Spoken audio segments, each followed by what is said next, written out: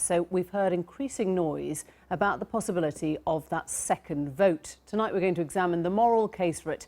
You can call it a repeat referendum or you can call it a people's vote. Tonight we ask if it can be justified. In a moment, Polly Toynbee will tell us why she thinks we must have a final say. But first, Giles Fraser is a believer in Brexit. He'll make the case first that it's wrong to make voters go back to the polls. The case against the people's vote is that we've already had a people's vote. It took place on the 23rd of June 2016 and more people in this country voted to leave the European Union than had ever voted for anything else before or since. That, I have to say, should be argument enough. But Remainers have fought against the result from the start, and the idea of a second go is a tactic straight out of the EU playbook. When they don't like a democratically made decision, they ask you to take it again. Many people voted to leave the EU because they felt that an entitled political class didn't listen to them and didn't care what they thought. And if the referendum result is overturned, it would be proof positive that that suspicion was absolutely justified. Giles Fraser and now Polly Toynbee making the case for a final say. Take back control was a genius slogan for persuading people to vote for Brexit. Which of us doesn't yearn for more control over our lives? People feel power seeping away, and Brussels was easy to blame. So the big question is, will the Brexit deal really give us more control? Shouldn't we be the ones to judge if it means obeying all EU rules but losing our veto and our seat at that table that decides them? If you order something on eBay and it's not as advertised, you can send it back. They don't say you ordered it, so you have to live with it. People voted Brexit for 100 reasons, but none of us knew what it would be. Now we get to inspect the goods, and each voter deserves the right to say if that's what they ordered or not. The referendum was based on advertising promises, but a final say vote would be based on the verifiable facts of what Brexit will do to each of us. So let us decide. And look who we've got here, as if by magic. I'm going to pick up, first of all, with you, Giles, and your start. Is it about the purity of the democratic decision? It's not about what's been offered. It's about you believing that you have to stick to the promise. Yes, it is about that. There is a purity to that 17.4 million people who wanted to leave the European Union and said after a campaign where all the issues were discussed, Polly and all sorts of columnists, you know, laying in from all sides. I think people weren't stupid. I think they knew exactly what was going on.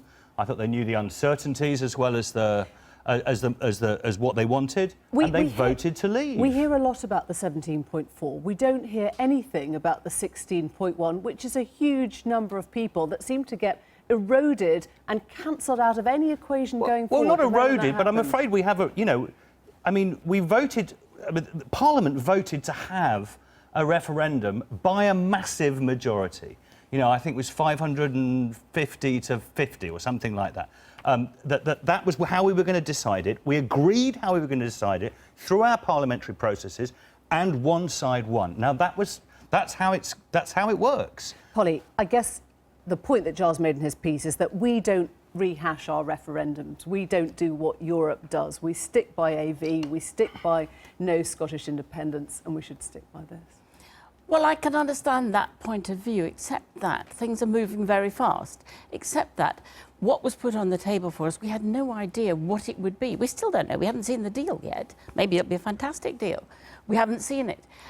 We may never see it, who knows, with the chaos that there is going on now. But what was promised at the time were things that are plainly not going to be in the deal. You know, we heard in your clip Michael Gove saying, you can have all the benefits of a single market and all the benefits, but we don't have to take any of the rules. It's going to turn out to be something a bit the other way around, in which case people may want to say, hang on a minute, that wasn't what you said, and they should be challenging those people. When you talk about them being the elite, you know, we're talking about Boris Johnson and the elite on the Remain side. We've got Boris Johnson and Rhys Morgan, people like that. And your friend George Osborne. Who deliver, my friend George Osborne. And Polly's point was this was the eBay election in a sense. You don't know what you've got until it arrives in the post, and you have the chance to send it back if you don't think it's up to scratch. It's the wrong image. look, Polly is a political nerd. That's what she's paid to do, and she's paid to do the detail. But actually, this sort of detail is what we want the politicians, what we've requested the politicians to get on and do, i.e., to leave the European Union. And it's not for a referendum to decide the detail of it. We've just pointed in the direction, and that's where we want people to go. But what if it turns out that the detail is not at all what everybody thought it was? And I think quite a lot of the people who were actually organising the Leave campaign themselves didn't realise. They keep saying, we can trade on WTO rules, no problem. And then it turns out that it's kind of 60% on the price of cheese. It's going to be, you know, the numbers of tariffs that you have to pay under WTO rules are nothing like anybody was told at the time. So what do we do about the fact that nobody knew or bothered to tell? And let me just step in here, because I did say at the beginning, this is about the ethics of a second referendum. Now, you are a man of the cloth. I wonder at what point that kicks in and you think, if people are going to be worse off, if they're going to be poorer, if they're going to be hurt by this, then actually that is not worth democracy in its purest form. Well, I think if people make a decision in full knowledge of what it is that they're after, I think that should be respected. And I mean, you see, what's so important about this is that there was a very strong sense, and I said this in my piece, there was a strong sense there's a gap exists between the sort of political class where decisions are made and ordinary people, many of whom feel completely unattended to, forgotten and angry about it.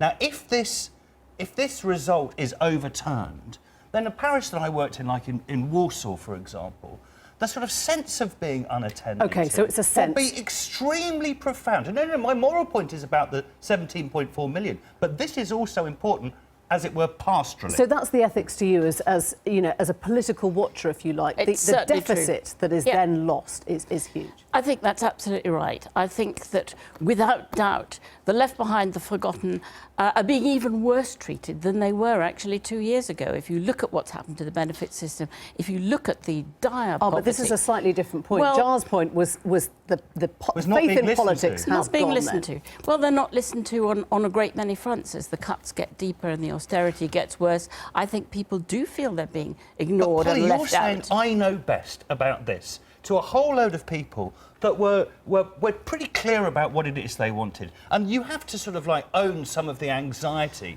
about going into a place like that and saying, I don't think you can overturn the referendum. I think you just have to ask people again. I don't know best, but I do think people should be given a chance. Now they can see what it is to find out if that's what they really wanted or not. We're rushing to Parliament. Do forgive me. Thank you both very much indeed.